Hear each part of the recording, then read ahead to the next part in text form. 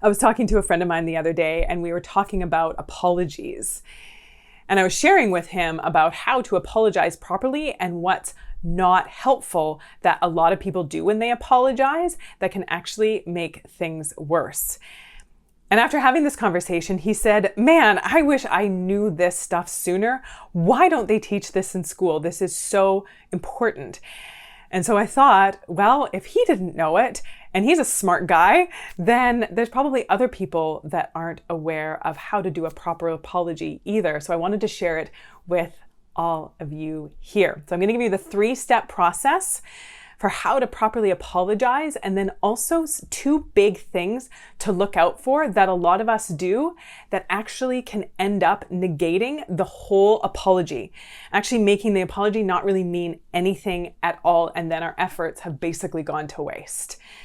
Stay tuned. I think and I hope that you're going to like this one as much as my friend did. If you're new here, welcome to our incredible little corner on the internet. Take a second, introduce yourself in the comment section below. And if you're back, welcome back. It's always good to have you here. Either way, if you haven't subscribed to the channel, I think the subscribe button is about right down there. And also, my name is Kristina. I am a registered clinical therapist, a researcher, a coach, and the creator of my membership program, the Shift Society, that you, if you're not in there already, you need to get in there. The information for that is in the description below. Make sure that you, get that information about the Shift Society. I help heart-centered go-getter men and women break through the crap that is holding them back so they can like themselves and their lives more every day.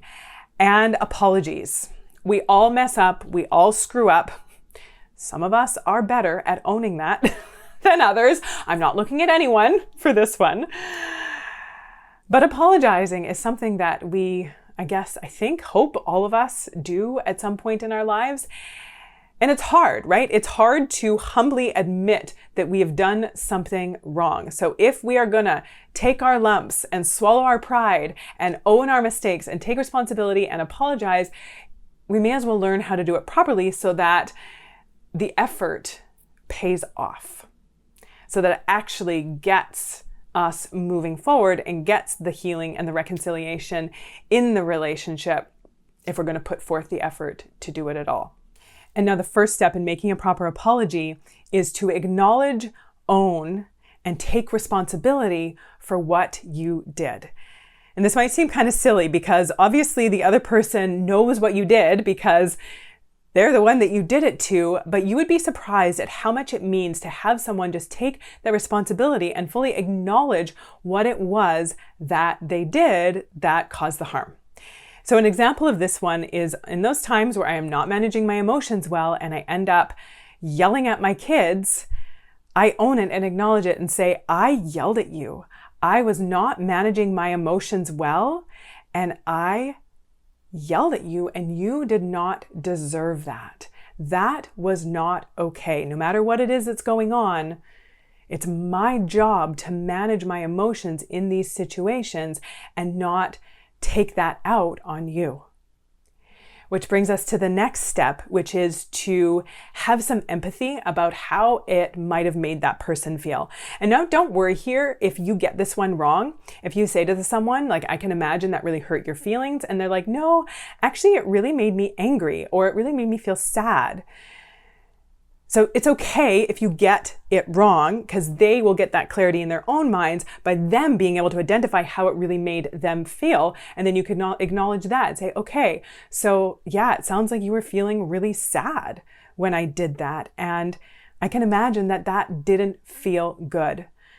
So just being able to try and put yourself in that person's shoes and have empathy for how they may have felt because of the thing that you did. And this again is incredibly healing because it makes that person feel seen and understood. Instead of just being like, oh, sorry, like, oh, I didn't mean to, right? Like it's really just about being able to say like, okay, I can see how this could have been not cool and really hurt them in some way. And then the next step, and this is so important, is to say what you're going to do better, or at least on what you're going to work on doing better. Because if you've been apologized to about something and then the person just goes and does the exact same thing over and over again, and they just keep doing it and apologizing for it, but not actually making any effort to change it, then eventually their apologies mean nothing. It's just about them absolving themselves of their own guilt without actually doing something about it. And so being able to say, this is what I'm going to work on doing better. An apology doesn't mean really anything without action.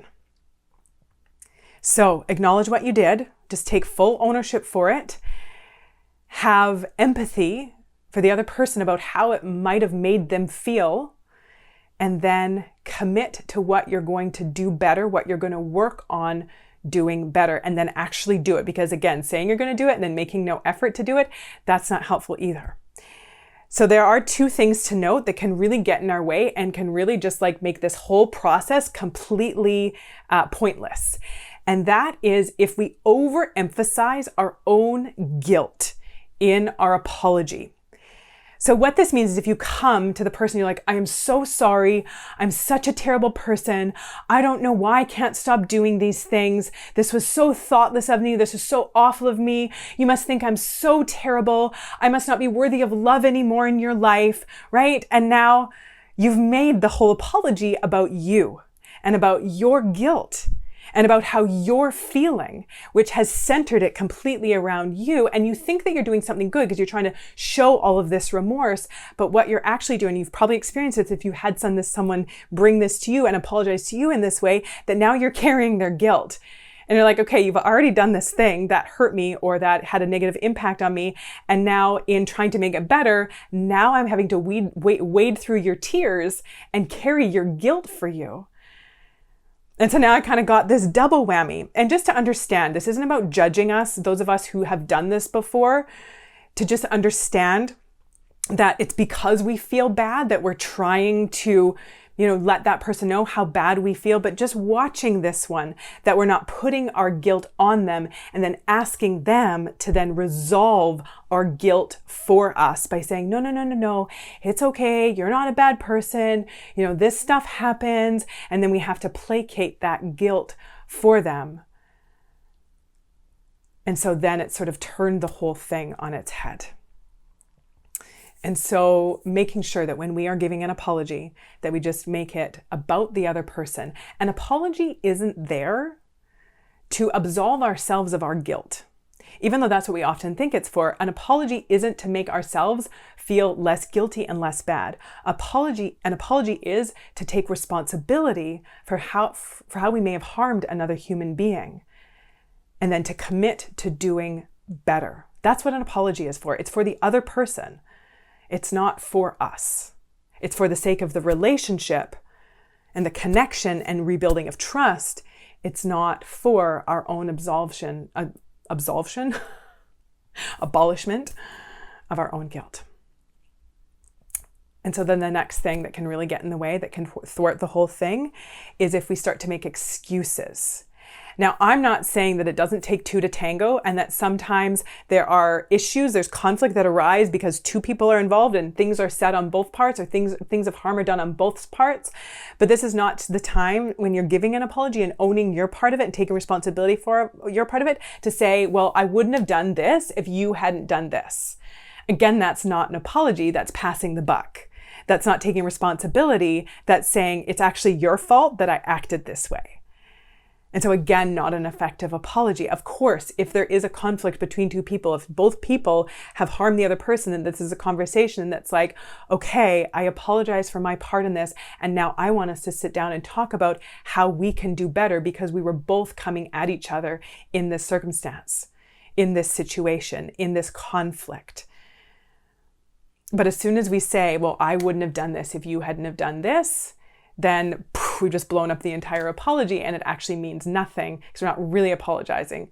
We're just trying to say it's kind of your fault. So I don't really feel bad. So just being mindful of that stuff, taking a second, taking a step back, asking yourself when you're giving an apology, is this for the reconciliation and connection of the relationship? And if that's what it is for, then how am I going to approach this? Acknowledge what you did, have empathy for how it might have made the other person feel, and commit and say what you're going to do better. That's it. If you found this helpful, please do share it out with the people in your circle so that we can all make our apologies count and have better, healthier, more trusting and connected relationships. Subscribe to the channel if you haven't already. It's about right down there. Like the video if you liked it. Would love to hear your thoughts in the comment section below on this one. And I love seeing many of you starting to take screen grabs of your favorite talks on my YouTube channel and sharing them on social media, sharing them on your Instagram stories. And if you do that, please tag me so that I can thank you and so that I can highlight you in my stories as well. Again, thanks for being here. And until next time, take good care.